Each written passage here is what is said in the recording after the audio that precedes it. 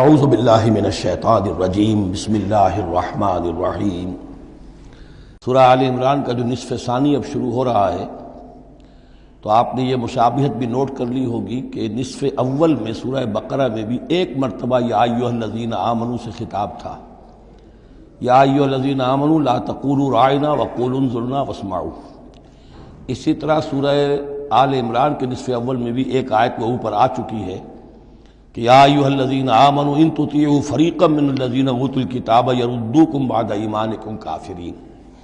لیکن اصل خطاب جو ہے مسلمانوں سے شروع ہو رہا ہے وہ 11ویں رکوع سے،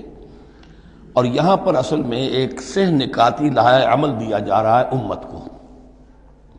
ظاہر بات ہے کہ یہ امت اب ہمیشہ ہمیشہ قائم رہنے والی ہے قیامت تک،